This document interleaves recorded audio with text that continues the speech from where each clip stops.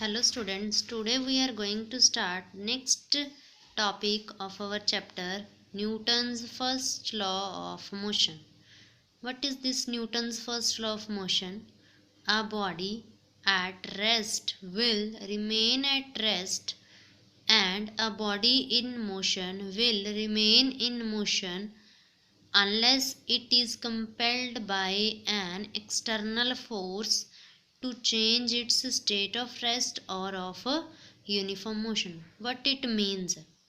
Suppose any book is there on a table. Okay, some objects are in rest position and some are in motion. But suppose firstly we will discuss about which are in rest position. Suppose a book is there on a table. It is in rest position and it cannot move by itself, or it can move. No, if a book is in rest position it cannot move by itself, and if we will pick the book then its position will change, and it means we have applied some force, external force we have applied na. So it means we have applied some external force to pick that book, then its position changed. See one more example. Suppose a football is lying on a ground.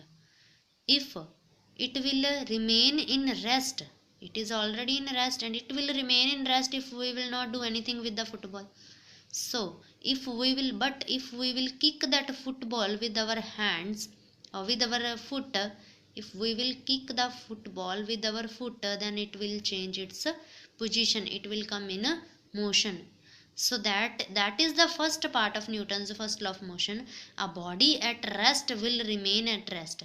If any body is at rest, up to that time it will remain in rest if we will not apply any external force at that body.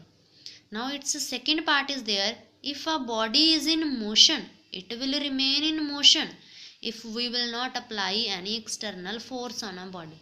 Suppose you are moving on a bicycle. If you will stop paddling, after some time that bicycle will stop moving.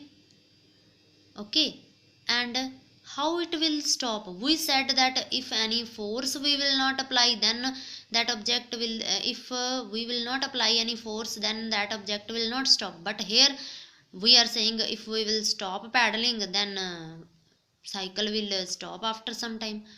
What is there in between the cycle and the ground? One force is there, that is called force of friction. Firstly also we have discussed force of friction is there between the ground and the objects.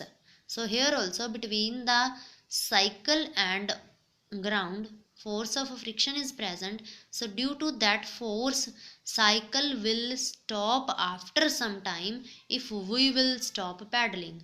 It means that frictional force is a external force which helps the cycle to stop. If force of friction is not present, so according to Newton's first law of motion, if any body is moving, then it will remain in motion always if force of friction is not there. Clear this Newton's first law of motion? Now beta, Newton's first law of motion is also called law of inertia. What is inertia? Firstly we will discuss about inertia. Inertia is the property of a body. Property of a body. Inertia is a property of a body due to which it resists a change in its state of rest or of uniform motion. What it means? Inertia is a property of a body due to which it resists a change in its state of rest or of uniform motion. Suppose you are having one rubber ball and one cricket ball. Okay, you are having two balls, one rubber ball and one cricket ball.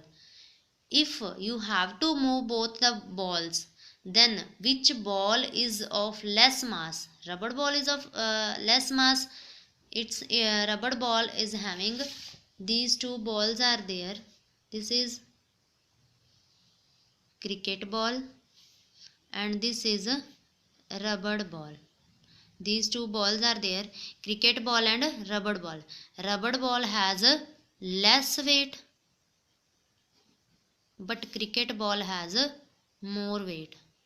So which ball will move first? If you are applying same force on the both balls, then rubber ball will start moving firstly, because it has less weight. So this is the inertia. Inertia is the property of a body, for how much time that body can remain in its state. If it is in at rest, for how much time it can remain at rest, and if it is in motion, for how much time it can remain in motion. So inertia depend upon the mass of a body. If body has less mass, then it has less inertia, and body having more mass, that body has more inertia. It means inertia depend upon the mass of a body. Which body is heavy, that body is having more inertia. Which body is having less mass, that body is having a less inertia. See one more example. This is a toy car and this is a real car.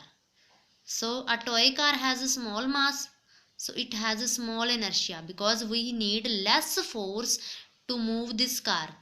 But this is a real car, it has a large mass, so it has a large inertia, because to move this car we need a more force, more amount of force. So that's why we can say that to overcome the inertia and make a body move, we must apply an external force. It means if a body is at rest, we have to apply some force to move that body. If a body is in motion, we have to apply some force to stop that body. So that's why inertia is also called the Newton's first law of motion is also called the law of inertia.